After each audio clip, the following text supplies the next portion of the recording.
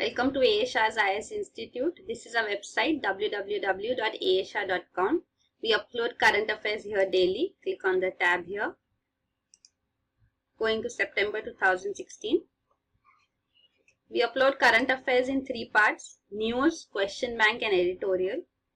Going to today's news, 30th September 2016. Clicking on the news first. For 30th September, there are 9 news items which have been picked up, which are the most significant news items in today's paper. First one, target terror, India strikes across LOC.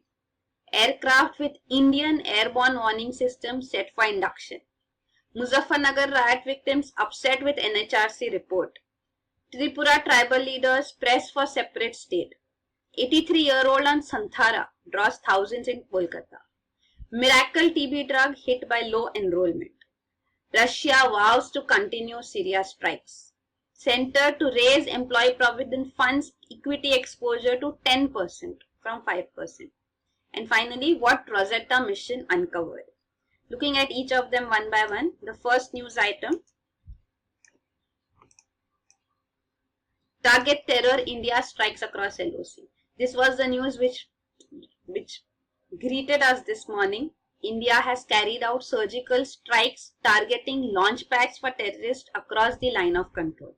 This was based on specific information with the army that several terrorist camps have been cropped up across the LOC. So the army has conducted surgical strikes. Now the term surgical strikes is important because it does not mean that India has declared a full-fledged war on Pakistan, but it is a surgical attack specifically targeting tumors, like a surgery targets tumors. These are specific tumors which have to be eliminated surgically, which is being done by the army now.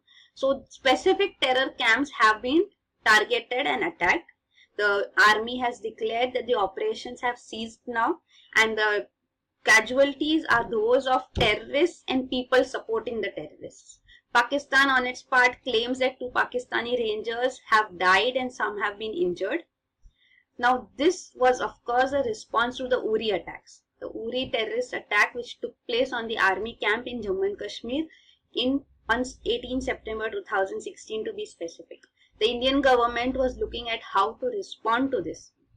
Diplomatically, we tried to put pressure internationally and isolate Pakistan, but that did not succeed. We wanted it to be declared a country harboring terrorists, but no support internationally resulted in other ways to be found out. Diplomatically, we also tried to stiffen our stand on Indus Water Treaty, but that has limitations because it is an international treaty brokered with the help of World Bank between India and Pakistan on river water sharing of Indus and its 5 tributaries. Then another one was reconsidering on the MFN status. MFN status is the most favored nation status which India has conferred on Pakistan, which as a member of WTO, India has to confer this status on every other member. Means every member is most favored. Means none will be specially favored, all will be equal in international trade. So MFN status is granted. Now here also there is limitations, we cannot revoke that. Another one was about the SAARC. The SAARC summit in November 2016 will be held in Islamabad. So the Indian government has declared that it would not go ahead with the SAARC summit. Other countries like Afghanistan, Bangladesh, Bhutan supported Indian government. They have also declared that they would not go for summit to Islamabad. Nepal, being the present chair of SAARC, has declared that there are no other options, but maybe the SAARC summit will be cancelled because of non-attendance of members. So that is the status there. Now this was an initiative taken to militarily respond to the Uri attacks. The Indian government no longer wants to take it down silently. So this was what it was. Looking at the Jammu and Kashmir map too, if you look at it, this is Jammu and Kashmir, what we know. The green region which you see, the Gilgit-Baltistan region, this is POK. And the blue region is the Jammu and Kashmir which we have with us. If you are wondering what is this region which we call Jammu and Kashmir, these regions are presently with China. The Aksai Chin region is the region which China took away from us during Indochina War in 1962. This Saksham Valley, which you see here, this is the part of POK which Pakistan has handed over to China, because China needs some access in these regions because of its disturbed regions in Xinjiang province here. So this is the status. The India-Pakistan border is across LOC, and even in Jammu, if you look down here, then in Jammu region we have international borders too. So international border is taken care of by the army. The LOC is also taken care of by the army. The remaining borders are taken care of by the BSF, Border Security Force, which patrols these borders. Going ahead to, so this was the Uri region where the attack took place, and this was the area of operation, this present surgical operation which took place from this part of Jammu and Kashmir across the LOC. Then going ahead, also another thing that you should remember is that LOC is the name given to this boundary between India and Pakistan during the Shimla Agreement of 1972. Before this, it was known as the ceasefire line. As you know, the Kashmir issue had been internationalized. We had approached the UN on the matter, and UN had declared ceasefire, and the ceasefire line was decided then during the invasion in Kashmir by Pakistan. So this ceasefire line still prevails and presently is known as line of control.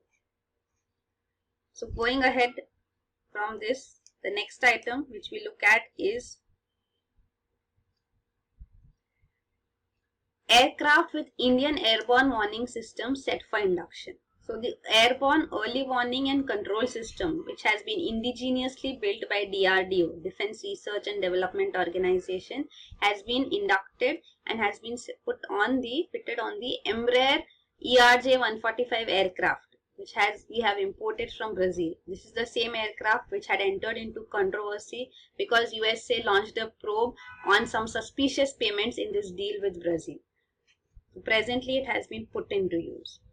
The next news which we look at is of Muzaffarnagar riot victims upset with NHRC report. The NHRC report has also spoken of alleged exodus of Hindu families from Kairana town in Uttar Pradesh. Looking at the map here too, and talking about, letting you know about the Muzaffarnagar riots too. This is the part of Uttar Pradesh. If you look at the district of UP too, this is the district map of UP, all the districts here. Muzaffarnagar lies up here. Muzaffarnagar has also been divided. New district in 2011 which was formed was Shamli district. So this is Muzaffarnagar Shamli district. Delhi is down here. The Muzaffarnagar riots took place in 2013 and these were based on some rumors, maybe rumors or maybe true, about some accident in which Hindus and Muslims were involved, or some eve-teasing case in which the two communities were involved, and it spread off to such an extent that it resulted in deaths of many Hindus and Muslims, and around 50,000 people were displaced. These displaced peoples have been put up in relief camps by the UP government. Even the Supreme Court has blamed the government of Uttar Pradesh for not handling the riots well. Even the central government has been blamed for not passing off information intelligence to the state government. So this was the Muzaffarnagar riots, but the shadows of these riots still continue to inflict itself on these regions. The Kairana region here is also in news quite often.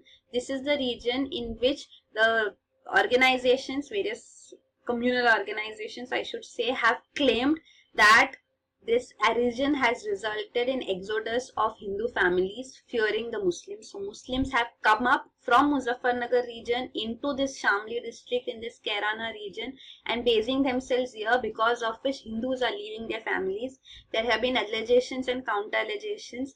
There have been cases where it has been shown that no such exodus has taken place. Still, there are reports that yes, exodus takes place. The NHRC report presently has also said that exodus of Hindu families have taken place. So how much of it is true is another thing, and whether such a national organization report should speak of this is also another matter. Kairana, for the facts, it is a district with having, it's not a district, Shamli is the district. This is the village which is having 80% population of Muslims. So it's a Muslim majority region. And the claims have been made that the demographic of this region is changed because of Muslims suffering from riots in Muzaffarnagar, entering into these regions and basing themselves there. So these are the fears again, and things which bring up communal hatred and communal violence are cropping up, and presently experts and welfare organization workers are claiming that a statutory body of national repute, National Human Rights Commission, also making such allegations, fanning communal violence, is not what is called for. Then the next news item is about Tripura. Tripura, Indigenous Peoples Front of Tripura has called the center to look into its demand for having a separate state. They are calling for a separate state called Tripura land. Tripura land, it will be a land of tribals. The state's 33% population, indigenous population, is of tribals. Again, here they are fearing that their culture and their indigeneity is under threat because of migrants, and these people are coming over even from Bangladesh. If you look at it, Tripura's map, Tripura is surrounded majorly by Bangladesh on the left, top, down, and even this region.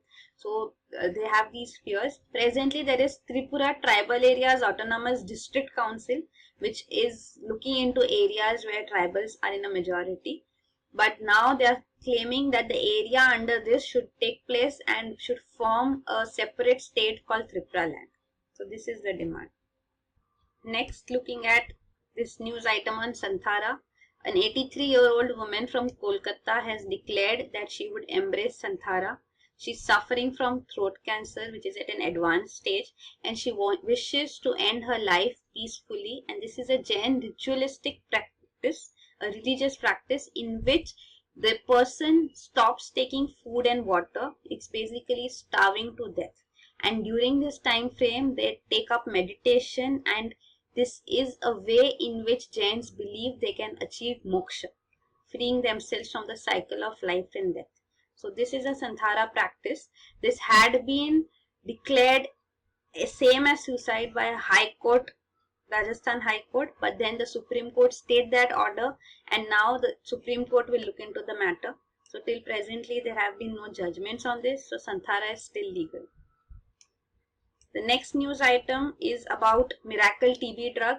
The TB drug bedaquiline, which is manufactured by Janssen Pharmaceutical Company, has given, and it is having the patent for it, has given it some doses of it, around 600 doses to USAID, which will be handed over to India under Compassionate Access Program. But the Indian government has been blamed for not using these effectively. The many drugs are presently running into the expiry dates, and now the government is hastening giving these TB drugs to patients. So there is TB has become drug resistance. There is multiple drug resistant TB, and then there is extensively drug resistant TB as well. So these patients are become immune to even the drugs. So as a response to this, Indian government has stated that we did not want patients to again have wrong doses and become immune to even these drugs. That is why we had made the process stringent, the criteria was stringent, the geographical criteria. If you're living within the region of, the clinic where this treatment would take place, you would be eligible for the free drugs here. So these criteria, geographical and technical criteria, now have been relaxed so that patients can avail this drug. The next news item is about Syria, strikes in Syria. The ceasefire has been violated, and now Russia claims that they would continue strikes in Syria, assisting the government of Bashar al-Assad. The main region, Aleppo, here is the region under attack, and presently the Syrian government is close to winning this region again, so they don't want to give it up. Both sides blame each other. We don't know what is the truth, but Syria still suffers. The next news item is about employee provident funds equity exposure, which was 5%, has now been raised to 10%. So more of equity provident funds, employee provident funds savings would be put into the stock markets so that they can give better returns. So we need to safeguard them from risks also, and they should have better returns also. And the last